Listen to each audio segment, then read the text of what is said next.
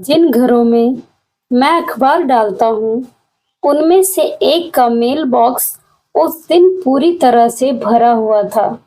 इसलिए मैंने उसका दरवाजा खटखटाया। उस घर के मालिक बुजुर्ग व्यक्ति श्री बनर्जी जी ने धीरे से दरवाजा खोला।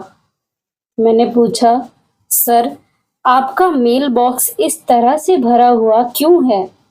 उन्होंने जवाब दिया, ऐसा मैंने जानबूझकर किया है। फिर वे मुस्कुराए और अपनी बात जारी रखते हुए मुझसे कहा, मैं चाहता हूँ कि आप हर दिन मुझे अखबार दें। कृपया दरवाजा खटखटाएं या घंटी बजाएं और मुझे अखबार व्यक्तिगत रूप से सौंपें। मैंने हैरानी से प्रश्न किया, आप कहते हैं तो मैं आपका दरवाजा जरूर खटखटाऊंगा, लेकिन यह हम दोनों के लिए असुविधा और समय की बर्बादी नहीं होगी? उन्होंने कहा, आपकी बात सही है, फिर भी मैं चाहता हूँ कि आप ऐसा करें। मैं आपको दरवाजा खटखटाने के शुल्क के रूप में हर महीने 500 रुपये अतिरिक्त दूंगा।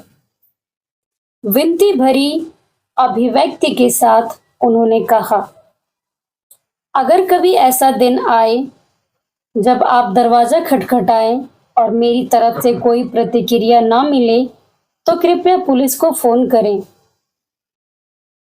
उनकी बात सुनकर मैं चौंक सा गया और पूछा, क्यों सर?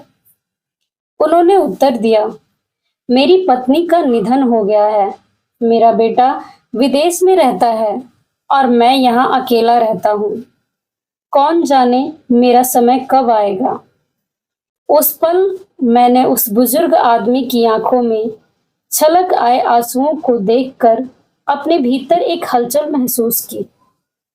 उन्होंने आगे कहा, मैं अखबार नहीं पढ़ता, मैं दरवाजा खटखटाने या दरवाजे की घंटी बजने की आवाज सुनने के लिए अखबार लेता हूँ, किसी परिचित चेहरे को देखने और कुछ परस्पर आदान प्रदान करने के इरादे से। उन्होंने हाथ जोड़कर कहा, नौजवान, कृपया मुझ पर एक एहसान करो। यह मेरे बेटे का विदेशी फोन नंबर है। अगर किसी दिन तुम दरवाजा खटखटाओ और मैं जवाब ना दूं, तो कृपया मेरे बेटे को फोन करके इस बारे में सूचित कर देना।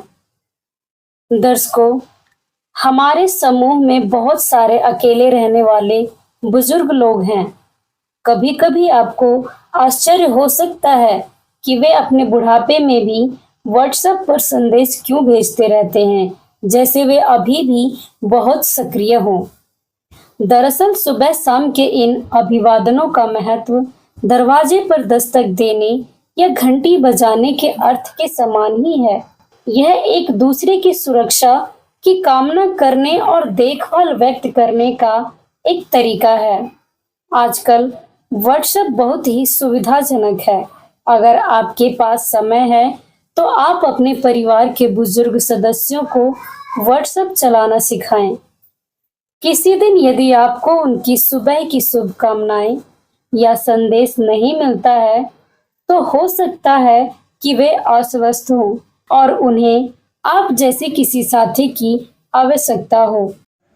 दर्शकों, ये कहानी आपको कैसी लगी हमें कमेंट करके ज़रूर बताएं।